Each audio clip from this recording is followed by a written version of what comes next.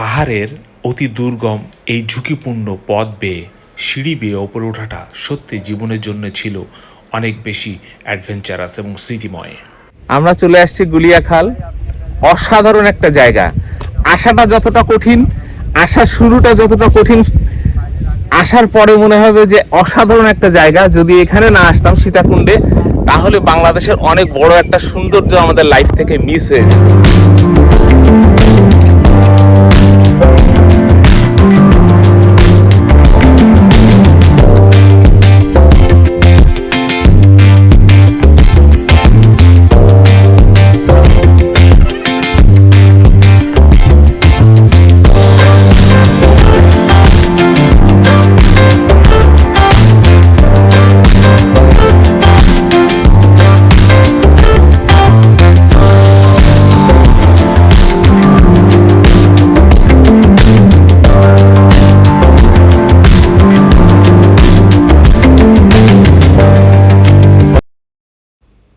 আজকে আমরা চলে এসেছি চট্টগ্রাম বিভাগের সীতাকুণ্ড নামক একটি শহরে।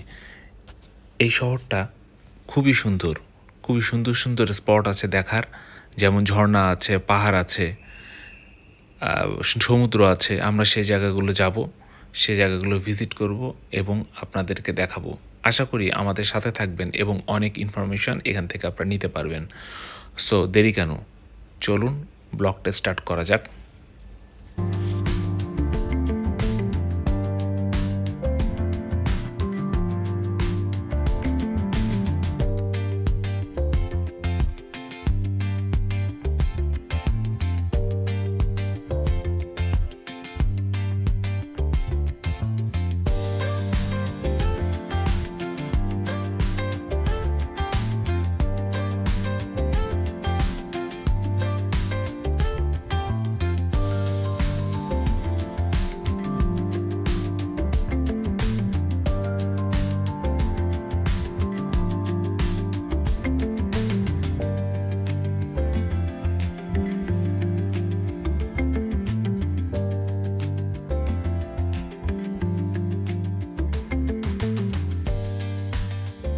আমরা চলে এসেছি গুলিয়াখালী সমুদ্র সৈকতে।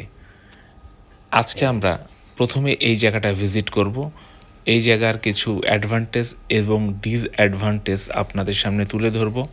সো আমার সামনে একজন ভাই আছে, আমরা প্রথমে তার সাথে একটু কথা বলতে চাই, তার সম্পর্কে জানতে চাই কিভাবে এবং কত টাকা খরচ করে এই গুলিয়াখালীতে উনি এসেছেন।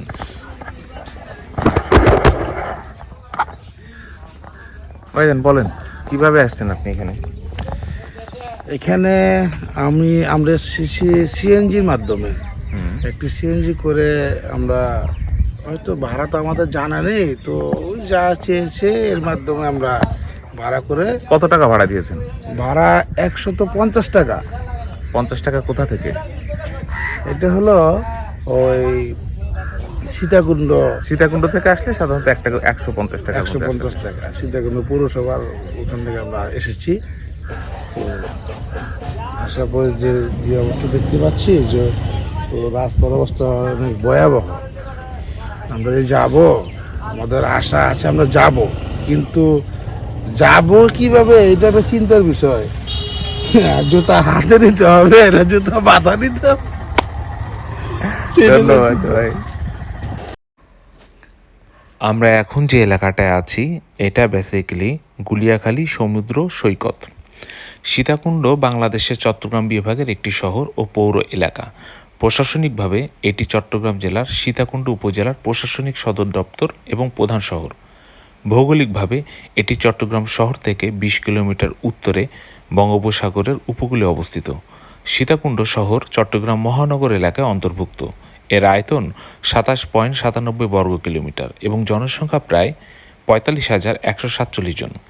জাহাজ ভাঙন শিল্পসহ এখানে অনেক ছোট বড় শিল্প প্রতিষ্ঠান রয়েছে, যার কারণে এটি চট্টগ্রামের শিল্প অঞ্চল নামে পরিচিতি লাভ করেছে। এটা আসলে খুবই চ্যালেঞ্জিং একটা জায়গা, একদম কমপ্লিটলি গরু ছাগল চড়ানোর জায়গার মতন অবস্থা। মধ্যেখানে কেন একটা ব্রিজ রাখছে সেটাও বুঝলাম না, তবে এরিয়াটা সুন্দর।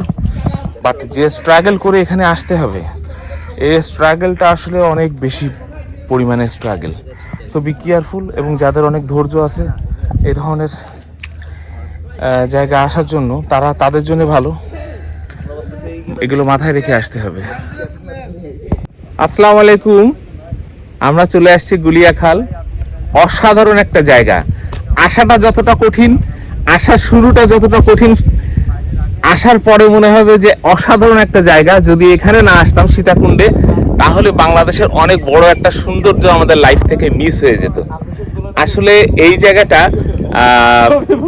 ছবি দিয়ে বা ক্যামেরা দিয়ে বুঝিয়ে প্রকাশ করা যাবে না যে আসলে জায়গাটা কত সুন্দর। বাট এখানে আসার পরে মানুষ বুঝবে আসলে জায়গাটা কত সুন্দর। কারণ বাংলাদেশে আসলে এত সুন্দর সুন্দর জায়গা আছে যে জায়গাগুলো আমাদের যাওয়া হয়নি, ঘোরা হয়নি, দেখা হয়নি। আমাদের প্রত্যেকের উচিত এই জায়গাগুলোতে অবশ্যই একবার আসা। পাশে সমুদ্র,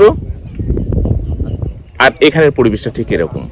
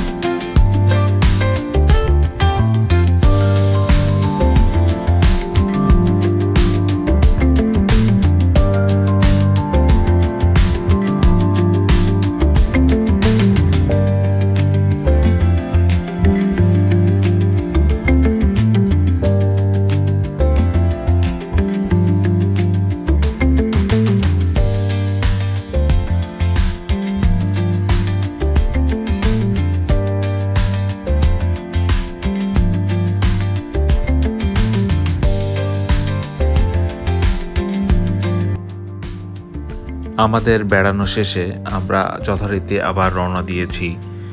এখন চন্দ্রনাথ পাহাড় যাব, পাহাড়টায় উঠব এবং পাহাড়ের ভয়াবহতা, সৌন্দর্য এবং আকর্ষণীয় জায়গাগুলোকে দেখাবো বলে আমরা অলরেডি একটা সিএনজি নিয়েছি।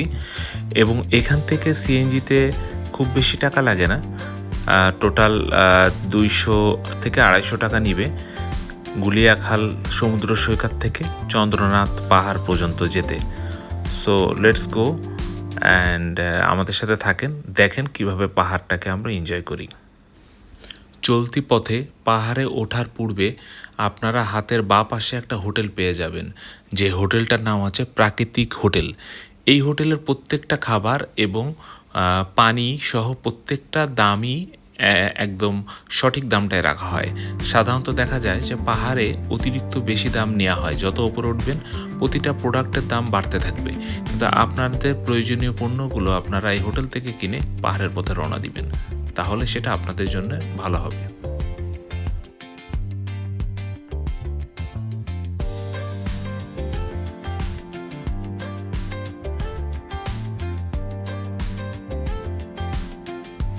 পাহাড়ের বিভিন্ন স্টেপ বাই স্টেপ যখন ওপরে উঠবেন, তখন এরকম ছোট ছোট টং দোকান পাবেন, যারা জীবনের ঝুঁকি নিয়ে এখানে পানি সহ, জুস সহ বিভিন্ন নিত্য প্রয়োজনীয় খাবার বিক্রি করে, যেগুলোর মাধ্যমে আপনাদের শরীরের এনার্জি বুস্ট আপ হতে পারে।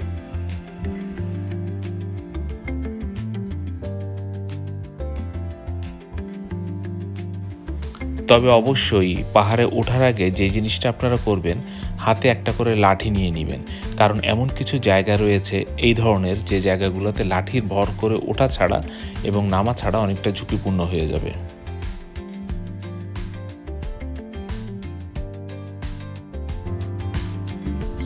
পাহাড়ের বেড়ানোর শেষে এখন আবার রওনা দিচ্ছি আমরা শহরের যে হোটেলটা রয়েছে, আলামিন হোটেল। এই হোটেলের খাবার অনেক বিখ্যাত, আমরা সেটা এখন টেস্ট করব। সো চলেন দেখি খাবারের অবস্থা কি।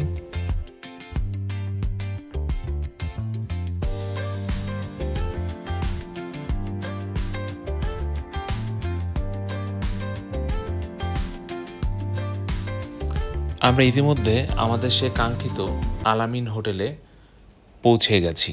এটা শহরের একদম প্রাণকেন্দ্রে অবস্থিত এবং ইতিমধ্যে আমরা খাবারের অর্ডার করেছি। এখানে আছে গরুর যেই মেজবান, সেই মেজবান খাবারটা ঐতিহ্যবাহী।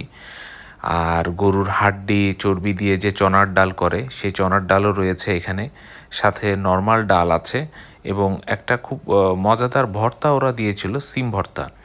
তো সব কটা খাবারই আমরা এখানে রেডি করে রেখেছি, খাবারগুলো 1 বাই 1 টেস্ট করব। সো এইটা হচ্ছে গরুর নল্লি এবং আমরা অলরেডি সিম ভর্তাটা দিয়ে একটু টেস্ট করে নিয়েছি।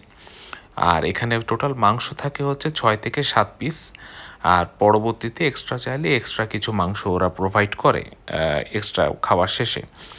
সো বেসিক্যালি এখানে খাবারের মান বা খাবারের কোয়ালিটিটা যদি আমাকে মার্কিং করতে বলা হয়, আমি রেটিং দেব 4 আউট অফ 10, বিকজ এখানে খাবারের কোয়ালিটি খুবই খারাপ।